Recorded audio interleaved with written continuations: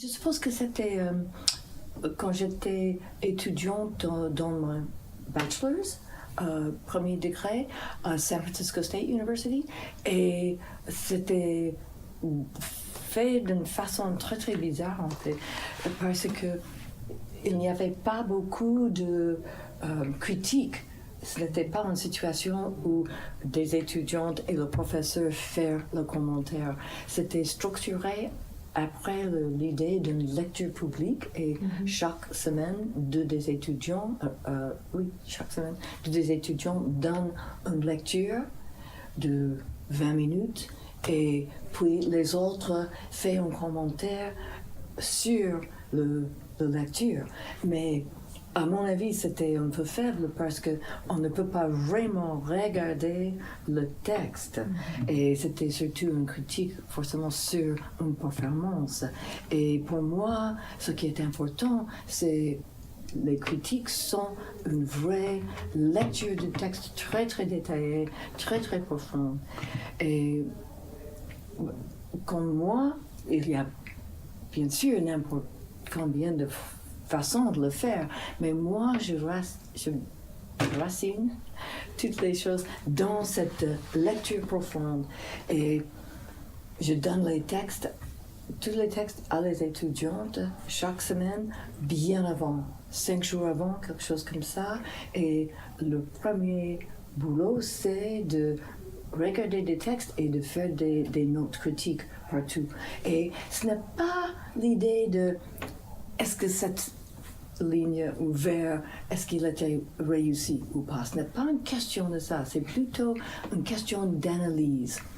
Comment est-ce que cet poème, quels sont son parti, comment il marche ensemble, la machine, comme dit William Carlos Williams, est une machine fait des mots. Alors, si c'est une machine, la question, c'est jamais est-ce que c'est une bonne machine, est-ce que il marche bien. Non, c'est comment que c'est qu'il marche. Et il y a aussi une phrase, un adage, je ne sais pas comment on dit en français un adage, mais to let the poem... Un aphorisme, je pense. Quoi? Un adage. Un adage. De prendre le poème dans sa propre terme. Take the poem on its own terms. Et ça, parce que si quelqu'un écrit une beat lyric epic, moi je n'aime pas tellement les beats lyric epic, mais si je approche le poème comme c'est comme ça. Non, c'est de prendre comme un beat epic lyric et est-ce qu'il marche comme ça? Alors, qu'est-ce que le poème essaie de faire dans le monde et quels principes et outils ils ont adaptés pour le faire? C'est ça la base de l'analyse. Le boulot d'une critique, d'une certaine façon, c'est de faire une évaluation. Et de situer un texte dans un cadre historique ou contemporain. La question d'une critique créative, je pense, c'est plutôt cette idée de comment ça marche. Et cette idée de il y a beaucoup de parties qui bougent ensemble et comment ça... Et de présumer que c'est un poème réussi. Et dans ce propre terme. Et ce n'est pas de dire que tout est permissible, mais de commencer avec la question de si c'est bon ou pas. Ce n'est pas la question ici. La question c'est comment ça marche. Comment le fait d'être un professeur d'écriture tombe sur mon propre travail. Et je ne sais pas, parce que, bien sûr, forcément, il y a une grande influence. C'est inévitable. Mais ce n'est pas bien traçable parce que j'ai enseigné le creative writing depuis l'âge de 20 ans. Alors, je n'ai pas une pratique sans être professeur pour la comparaison. Mais parce que nous enseignons pas seulement les ateliers, mais aussi toujours les séminaires qui sont des recherches sur d'autres écrivains, d'autres époques, etc. Ça signifie que je suis toujours en train je suis une étudiante permanente. Et je suis toujours en train d'approfondir ma propre connaissance, etc. Et c'est ça, bien sûr, qui a une grande... Ça dit, je passe énormément de temps en lisant des poèmes des jeunes. Et ça doit avoir une influence énorme. Et j'espère que ça signifie que je renouvelle mes propres choses tout le temps. Je ne sais pas si c'est vrai. Mais j'espère d'avoir cette influence de jeunesse et aussi de professionnels, des gens qui sont encore en train de chercher leur chemin et pas très bien polis. Et quand on passe le temps en lisant rien que de très bien poli, il y a quelque chose de cru qui manque. Et heureusement, pour nous qui sommes dans cette position, on est toujours exposés à le très nouveau, très impoli. Idéalement, j'aime bien commencer avec l'idée de écriture. Parce que si on pense, je vais écrire un poème, ou je viens d'écrire un roman, ou j'écris déjà, on a éliminé beaucoup de choses.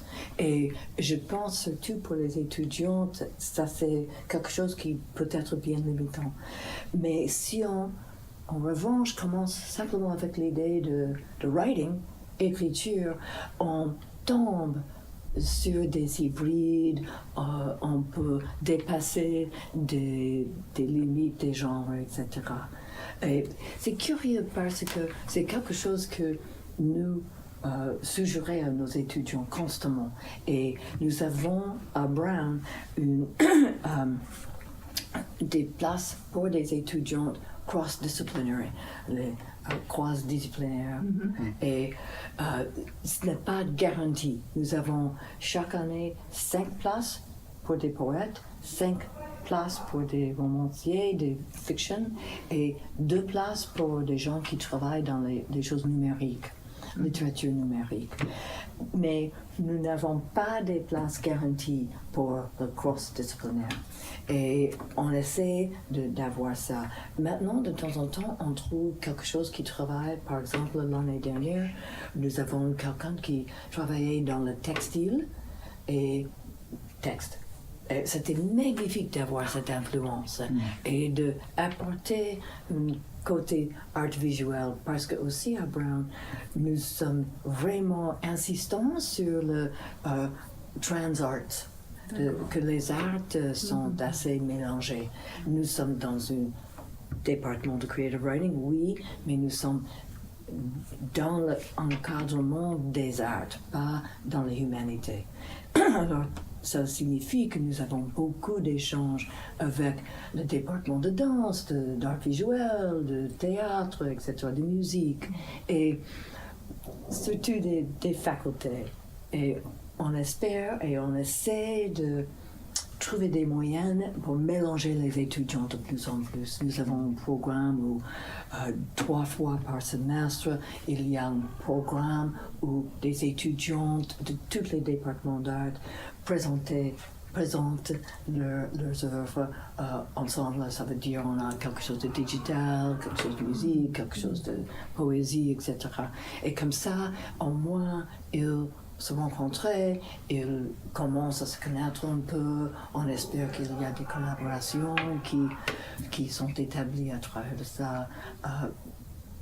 Alors, on veut éroder des limitations, des frontières des genres, comme des frontières des médias aussi. C'est très important. Moi, je ne peux rien écrire que des poèmes. Bon, ok. Mais j'aime bien voir des autres faire des hybrides, des petits monstres de moitié ça et ça.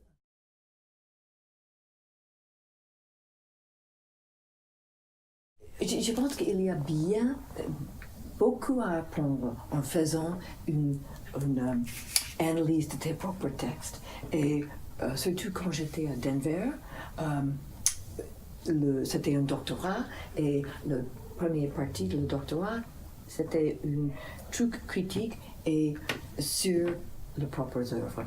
Et nous avons après tout changé cette formule parce que nous trouvons qu'ils sont trop shy, timides, embarrassed. C'est like, oh non. Et ils ne donnent pas une analyse propre sur le propre texte. Mais s'il fait une analyse sur des textes des autres, c'est beaucoup plus exigeant.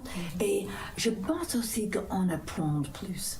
Et je regarde chaque semaine, ils ont, disons, 8, 9, 10 poèmes à analyse qui sont incroyablement différents les uns des autres. Et ce que c'est de prendre la machine en morceaux et regarder comment il marche. Et ça c'est plus une aide de faire ça, je pense, que d'analyser les propres choses. Je pense qu'il y a peut-être même un danger de faire l'analyse sur ses propres choses parce qu'il y a toujours, pour avoir la spontanéité, pour avoir des accidents, des inentendus, il faut d'une certaine façon ne pas être trop conscient de ce que tu fais. C'est bien d'être très très conscient sur ce qu'on fait par des autres.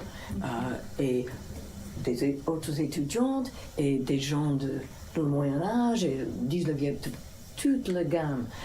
Mais si on a trop cette